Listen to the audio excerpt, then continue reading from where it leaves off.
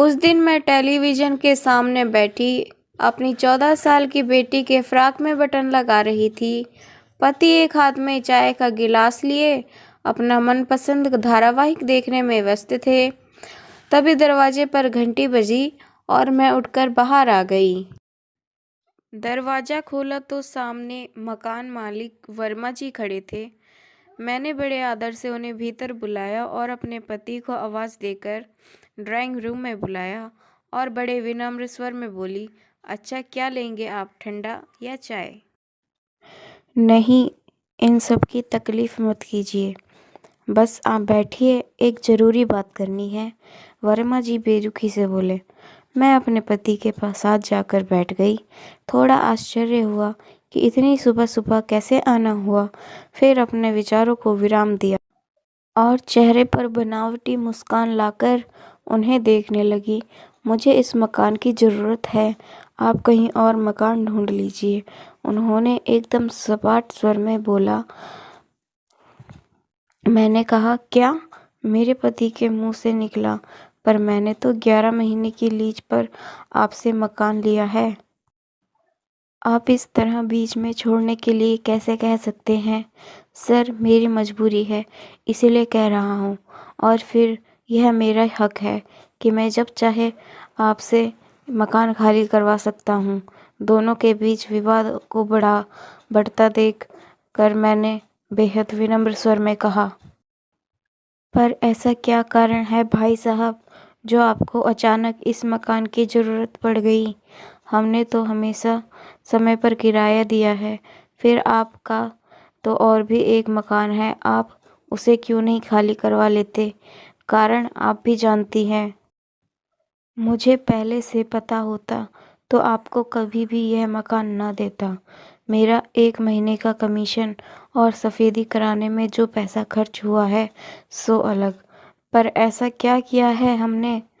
मैं चौंक गई, कारण आपकी बेटी है और उसकी बीमारी है।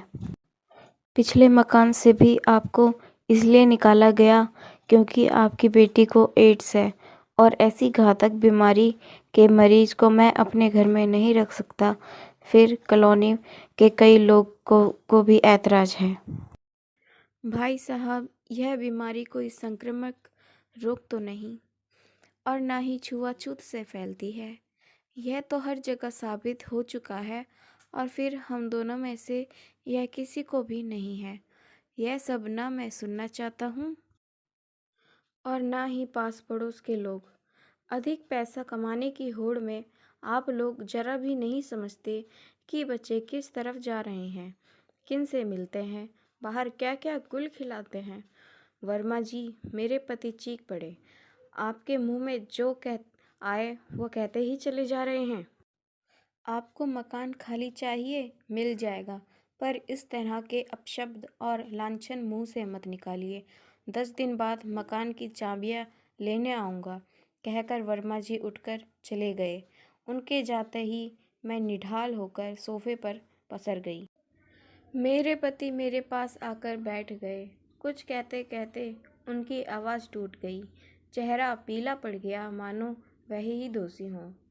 अतीत चलचित्र सा मन सपटल पर तैरने लगा और एक के बाद एक कितनी घटनाएं उभरती चली गईं।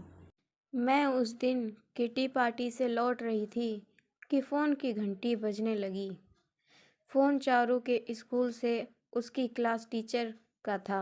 मेरे फ़ोन उठाते ही वह खांफती हुई बोली, आप चारू की मम्मी बोल रही हैं, आपके पास उसके ट्रीटमेंट और इंजेक्शन की पर्ची है? लोग रही, फिर थोड़ी देर के लिए उठकर चली गईं। उनके वापस आते ही मेरे पति ने कहा कि यदि आप उस टीचर को किस तरह बुला दे जो चारू को क्लिनिक में लेकर गई थी तो हमें कारण ढूंढने में आसानी होगी। कम से कम हम उस पर कोई कानूनी कार्रवाई तो कर सकते हैं। क्या आपको उसका